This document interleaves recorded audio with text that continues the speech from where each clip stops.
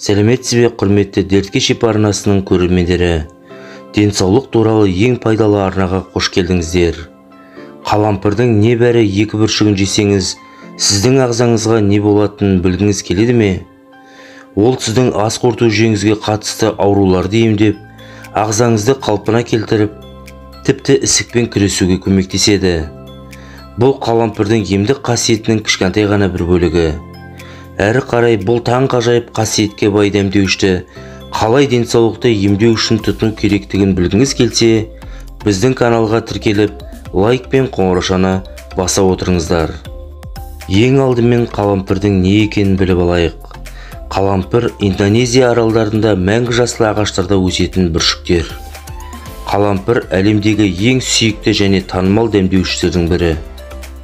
Қалампыр мен оның майы Қытай мен Үндістанда 2000 жылдан астам уақыт бойы қолданылып келеді. Бүгінгі күні оны тұтастай да, ұнтақталған түрінде де сатып алуға болады. Тұтас бүршіктер хош иісті әлде қайда ұзағырақ сақтайды. Оның шығаратын хош иісімен қатар өзінің емдік қасиеттерімен де өте танымал. Ол витаминдерге, минералдарға және антиоксиданттарға толы. Барлық осы тамаша компоненттер денсаулыққа көптеген пайда келеді. Қалампырдың құрамында минералдар, темір, кальций, магний, фосфор, калий, мырыш, ал витаминдер С, В6, В12, А, Е, Д, К және фолий қышқылы мен тиаминде бар. Сонымен қатар ғалымдар қалампыр экстрактын флавоноид, этанол, тианол сияқты белсенді заттарды бөліп шығарды. Ал енді назарларыңызға күніне 2-ақ түйір қалампыр бүршігінің адам денсаулығына таңғажайып әсеріне тоқталайық. Бірінші, қалампыр иммундық жүйені нығайтады. Денедегі инфекциялармен күресуге көмектесетін қандағы лейкоциттердің санының артуына көмектеседі.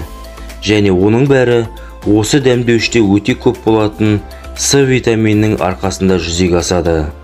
Соңғы кезде вирустың түрлері көбейіп барады. Сондықтан қалампыр әрдайым жаныңызда жүргені дұрыс. Тамақтарыңыз ауыра бастаған кезде бірден 2 бүршіктің басын жарып, тіліңіздің астына салып қойыңыз. Сонда тамағыңыздың ауырғаны бірден жазылады. Екінші, қалампыр ас қорыту ауруларының алдын алады.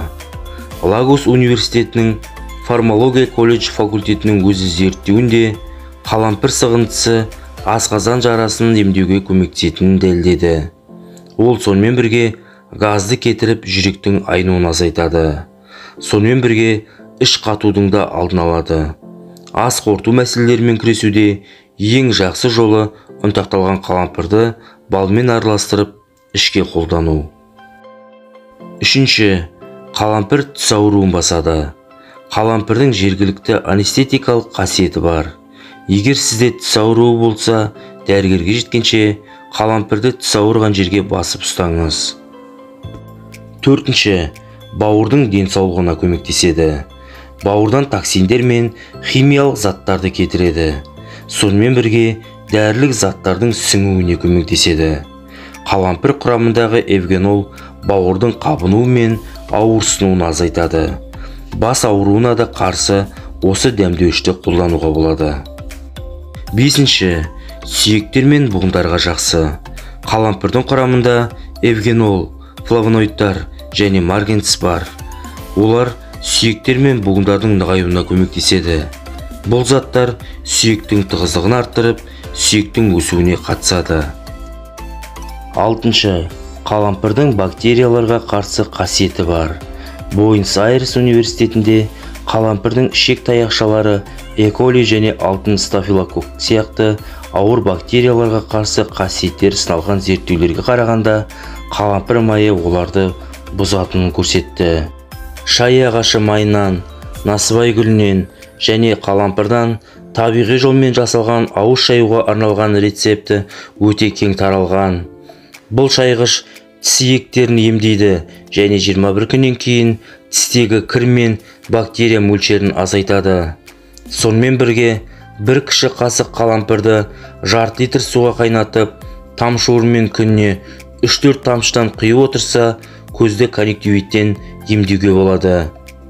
7. Қалампыр шаштың өсуін тездетеді және шашқа ерекше жылтырлық береді. Ол үшін 1 қасық иісті бұрышқа жарты қасық корица және жарты қасық қалампыр ұнтағын қосып, 250 мл қайнаған ыстық суға 1 сағат салып қоямыз. Осы тұнбамен жуылған таза шашты шаю қажет. Шашыңыздың қандай жылтыр болып өскенін өзіңізде байқайтын боласыз. 8. Қалампыр сығындысы қатерлі ісіктердің өсуін тоқтатуға көмектеседі. Зерттеулер нәтижесінде қалампыр сүт безі, аналық безі, өкпедегі қатерлі ісіктің жасушаларын жоятынын дәлелденді. Қалампырдың құрамындағы таңғажайып зат эвгенолдың ісікке қарсы қасиеті бар екені дәлелденді. 9. Қалампыр антиоксиданттарға толы. Қалампыр полифенолдардың ең бай көзі болып табылады. Полифенолдар бұл өсімдіктерде кездесетін заттар. Олар ағзадағы холестерин мен қан қысымын төмендетуге көмектеседі. Қан тамырларының икемділігі мен жұмысын жақсартады. Өмірді ұзартады. Антиоксиданттардың адам өміріндегі маңызына көңіл бөлу тиіс. Олар қатерлі ісік, жүрек аурулары, созылмалы қабынуларды тудыруы мүмкін. Ал қалампыр болса, өз кезегінде радикалдардың қорғаныс пен тұрақтылыққа дейін қамтамасыз етеді. Антиоксиданттардың жұмысының маңызды бөлігі бос радикалдарды денеге зиян тигізбеу үшін бейтараптандыру болып табылады. 10. Қалампыр қандағы қантты реттеуге көмектеседі. Қалампыр қандағы қант проблемалары, соның ішінде қант диабеті бар адамдарға көмектеседі. Өйткені ол инсулин сияқты әсер етеді. Дене жасушалары мен қандағы артық заттарды кетіруге көмектеседі.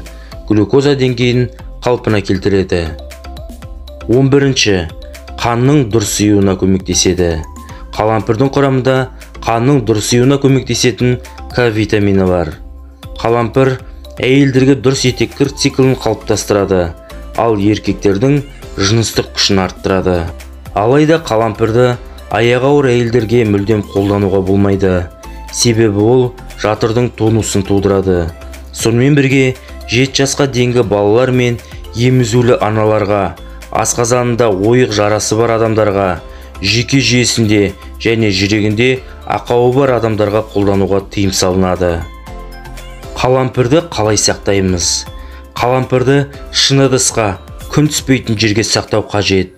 Бұндай жағдайда бүршікті қалампыр өз құрамын 1 жылға сақтаса, ал ұнтақ қалампыр жарты жылға дейін сақтайды. Ал тоңазытқышқа ұстасаңыздар, сақтау мерзімі ұзара түседі. Сонымен бірге қалампырды ас мәзіріне де қосуға болады. Достар, видеоны соңына дейін көрген болсаңыздар, каналға тіркеліп, лайк пен қоңыраушаны басуды ұмытпаңыздар. Сонымен бірге осы видеоны өзіңізде бар барша әлеуметтік желілерге таратып жүруді өтінеміз.